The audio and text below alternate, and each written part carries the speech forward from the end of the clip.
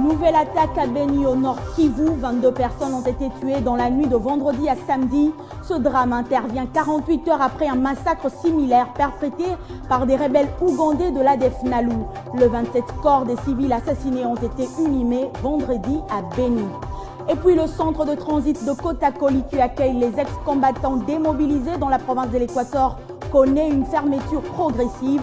Le porte-parole du gouvernement, Lambert Mende, l'a annoncé vendredi à Kinshasa. Les détails dans ce journal. Et en sport, après leur belle prestation en Côte d'Ivoire dans le cadre des éliminatoires Cannes Maroc 2015, les léopards de la RDC ont regagné la capitale congolaise vendredi dans la soirée. Les poulains de Florent Ibenge ont eu droit à un accueil chaleureux. C'est l'heure de vous informer. Bienvenue à tous à ce journal sur Télé 50. On commence avec cette triste nouvelle. 22 personnes, dont 10 femmes et 8 enfants, ont été tués dans la nuit de vendredi à samedi à Beni, dans la province du Nord Kivu, par les rebelles ougandais de l'ADF NALU. Aux dernières nouvelles, l'administrateur de Beni se rendait sur le lieu du drame à Eringeti avec l'armée pour évaluer la situation. Les détails avec Martial Bendelo. Les victimes sont en majorité des femmes et des enfants, indiquent les sources locales. Les assaillants, identifiés comme de rebelles ougandais de l'ADF, ont investi la localité vers 20 heures locales. Au total, 22 personnes ont été tuées par de coups de machette et de couteaux, le nouveau mode opératoire de ces terroristes. Dès le matin de ce samedi, la localité de Eringeti se vide de sa population. Une partie prend la direction de et une autre se dirige vers le Douita, chef du territoire de Beni. Le massacre répétitif des populations civiles dans différentes agglomérations du territoire de Beni et la ville portant le même nom inquiète au plus haut niveau la société civile locale. Cette structure citoyenne demande à ce jour 72 morts à seulement 15 jours dans cette partie de la province orientale. Elle promet à ce sujet des actions de grande envergure qu'elle estime que la guerre est désormais orientée et lancée contre ses membres. Comme à Bénivide, une délégation mixte, autorités politiques précises, militaires et municipaux, s'est rendue sur les lieux du drame dans la matinée. Les autorités ont à nouveau appelé la population à collaborer avec les FARDC pour anticiper les actions de l'ennemi. Rappelons que ce nouveau massacre intervient au lendemain de l'enterrement de 30 autres personnes décédées mercredi dans les mêmes circonstances, cette fois-ci en ville de Béni, où ce jour le gouverneur de province, l'honorable Julien Paloukou, et les commandants de la 3e zone de défense, le général-major Léon Boussalé, Martial Bendelo, Boutembo, Télé 50. Dans l'actualité également, le gouvernement congolais décide de la fermeture progressive du centre de transit d'ex-combattants de Kotakoli dans la province de l'Équateur. Au cours d'une conférence de presse tenue vendredi à Kinshasa, son porte-parole Lambert Mende a notamment annoncé la suspension dans les meilleurs délais de toutes les activités de ce centre de transit. Alain Lino Mwamba. Ce centre de transit qui accueille les ex-combattants démobilisés dans le camp militaire de Kotakoli n'était plus autorisé à recevoir de nouveaux pensionnaires d'après le porte-parole du gouvernement. D'où la décision de suspendre toute activité sur place dans les meilleurs délais et ce, de manière progressive. Décision justifiée par le porte-parole du gouvernement du fait d'avoir identifié quelques dysfonctionnements, lesquels ont été décelés vers fin septembre 2014 et non à partir de fin 2013, tel qu'annoncé dans le rapport de Human Rights Watch, lesquels avaient conduit les autorités compétentes à agir avec promptitude pour remédier à cette situation. Selon le ministre Mende, la commission d'enquête dépêchée par le vice-premier ministre, ministre de la Défense nationale, sur le lieu le même 1er octobre 2014, composé de représentants de FARDC et de l'agence national de renseignement a permis d'élucider les faits dans le centre de transit de Kotakoli qui comprenait au départ une population de 1453 pensionnaires, hommes, femmes et enfants. Parlons santé dans ce journal. Lutte contre le virus Ebola. L'ONU et la Banque mondiale s'alarment du manque de solidarité internationale envers les pays africains touchés par cette épidémie qui a déjà tué près de 4 550 personnes sur le 9 216 cas enregistrés, selon le dernier bilan publié vendredi par l'OMS. L'Organisation mondiale de la santé appelle la communauté internationale à mettre en acte les promesses d'actes financiers et humanitaires. Selon le porte-parole du Bureau des affaires humanitaires de l'ONU à Genève, Les Nations Unies ont reçu jusqu'à présent 377 millions de dollars sur les 988 demandés, soit 38% seulement. De son côté, le Trust Fund, ce fonds spécial de l'ONU mis en place pour parer aux urgences, ne dispose que de 100 000 dollars sur les 20 millions initialement requis. En réponse à cet appel de fonds, le gouvernement canadien qui avait annoncé le mois dernier une contribution de 30 millions de dollars canadiens, soit 21 millions d'euros, s'est engagé vendredi à verser une aide de 30 millions supplémentaires. Toujours dans la lutte contre l'épidémie, le Programme alimentaire mondial, une des agences de l'ONU les plus impliquées dans la lutte contre Ebola, avec l'OMS et l'UNICEF, ont annoncé le même vendredi le lancement immédiat d'une distribution d'aide alimentaire à 265 000 habitants de Freetown, la capitale de Sierra Leone. Par ailleurs, la communauté d'Afrique de l'Est a décidé d'envoyer en Afrique de l'Ouest plus de 600 professionnels de santé, dont 41 médecins pour combattre l'épidémie. Le Kenya, pour sa part, compte envoyer 15 médecins, l'Ouganda 14, le Rwanda 7 et la Tanzanie 5. En plus des médecins, le Burundi entend envoyer 250 auxiliaires de santé et le Kenya 300. Pendant ce temps, la République démocratique du Congo, qui se trouve également en pleine riposte, s'est donné 42 jours à partir du 26 septembre pour décréter définitivement la fin de l'épidémie, à condition qu'il n'y ait pas un autre nouveau cas pendant cette période. Dans le reste de l'actualité, la RDC honorée une fois de plus, cette fois avec Golden Bissabiko. Ce Congolais défenseur de droits de l'homme a reçu jeudi dernier en Allemagne le prix de l'avenir sans nucléaire. Golden Bissabiko est primé pour son engagement contre le nucléaire dans le monde. Il milite notamment contre l'exploitation clandestine de minerais uranifères, dont celle de la mine de Chibaroueke.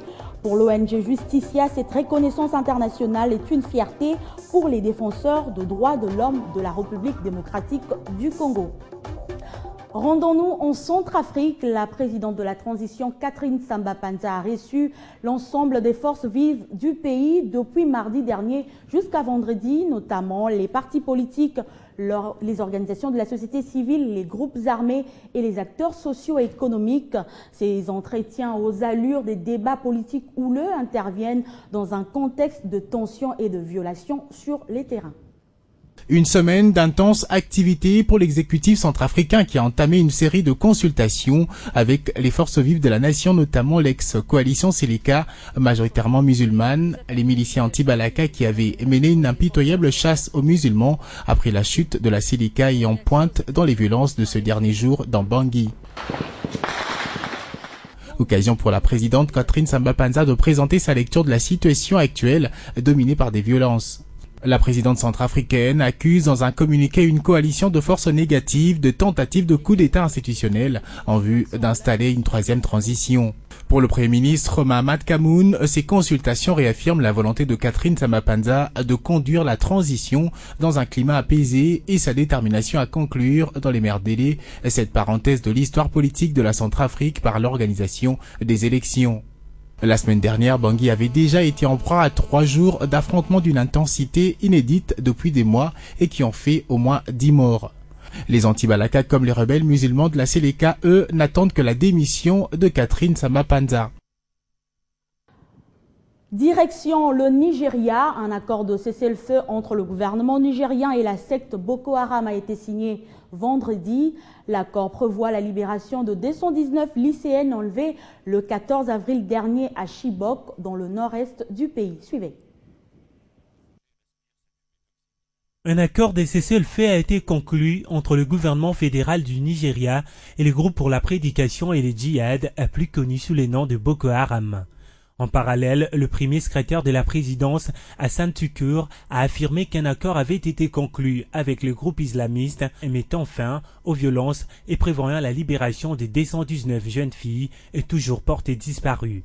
Les autorités tchadiennes confirment avoir joué les facilitateurs à partir du mois de septembre dernier pour des rencontres entre la présidence nigériane et des émissaires de Boko Haram. Cette médiation a été ouverte à la demande de 2 parties et qui ont convenu de régler leurs différends par des voies pacifiques et d'effectuer des actes de bonne volonté. Cet accord porte sur un cessez-le-feu immédiat qui doit être suivi par la libération de jeunes filles, indique également que les survols à répéter des avions du renseignement américain, britannique et français ont joué sur la décision de Boko Haram d'aller vers une solution négociée car les militants craignaient que ce soit le préalable à des frappes aériennes. Les deux parties, explique le ministre des Affaires étrangères tchadien, sont convenus de respecter un cessez-le-feu et doivent se revoir prochainement pour discuter des modalités de libération des lycéennes des Chibok enlevées le 14 avril dernier dans le nord-est du pays. En contrepartie, les autorités nigérianes se sont engagées à libérer les membres de Boko Haram et qu'elles détiennent jusqu'ici. En sport, je l'annonçais au sommaire de ce journal, après leur belle prestation en Côte d'Ivoire dans le cadre des éliminatoires CAN Maroc 2015, les Léopards de la RDC ont regagné la capitale congolaise vendredi dans la soirée. Seuls 7 joueurs locaux, quelques membres du staff technique et le président de la Fédération congolaise de football association qui sont descendus de l'avion, un régulier de Kenya Airways. Quant aux professionnels, ils ont rejoint leurs pays respectifs à partir d'Abidjan et ceux de Lubumbashi à partir de Nairobi. Regardez. Aéroport international de Njili. Il est 22h25 lorsque le vol régulier de Kenya Airways transportant les 7 joueurs locaux et le staff technique des Léopards de la RDC atterrit à Kinshasa. Physiquement fatigués, chacun cherche le moyen de s'éclipser pour ne pas être retenu longtemps par quelques supporters présents à l'aéroport. Malheureusement pour le patron du staff technique congolais, la dimension de l'exploit réalisé à Abidjan l'oblige à se soumettre à cet accueil chaleureux. En allant là-bas, on voulait surtout continuer à vivre. Parce que si on perdait là, on avait fini avec les éliminatoires. Donc après ce match-là, on voulait récupérer la deuxième place qu'ils avaient réussi à nous ravir à domicile. Ça n'a pas été facile, on continue encore avec nos imperfections. Mais face à la presse sportive présente à Njili, certains ont eu le temps de lancer un message de remerciement à tous les sportifs congolais et surtout les rassurer pour la suite de la compétition. Tout se fait déjà dans le match à Côte d'Ivoire, le peuple congolais aussi dans le stade. Donc, et ça me fait plaisir à nous par rapport que donc jamais tu vas décevoir. Donc tu vas décevoir, tu peux la rabusser sur le Congolais. Donc tout ça me sert pour la décevoir. Constant Omari, président de la Fédération congolaise de football association, qui accompagnait la délégation, reste lui aussi confiant pour les 2 matchs restants des éliminatoires de la CAN Maroc 2015. Personnellement, je suis très satisfait. Le staff technique, les jeunes se sont bien comportés. Nous remercions le Seigneur parce que sans lui, rien ne pouvait se faire. C'est question maintenant de ne pas dormir sur nos lauriers et d'entrevoir le prochain défi.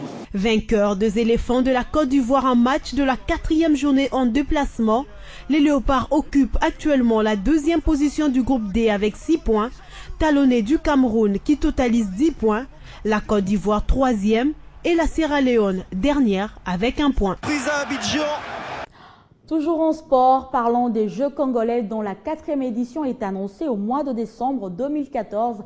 Les préparatifs vont bon train. Toutes les disciplines sportives de la RDC sont concernées à cette joute nationale qualificative aux Jeux africains de Brazzaville prévue au mois de septembre 2015. Selon le secrétaire général au sport, Barthélémy Okito, que nos reporters ont rencontré, l'heure est à présent au dernier réglage dans chaque province.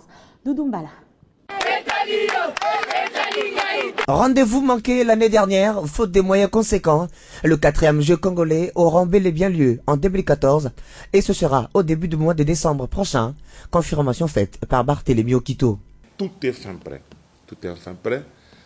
Je sais que au budget, sur les priorités du ministère, le jeu congolais, le 4e jeu sont aussi retenus comme priorité en décembre 2014. Vous savez que les Jeux africains s'organisent en septembre à Brazzaville. Alors, là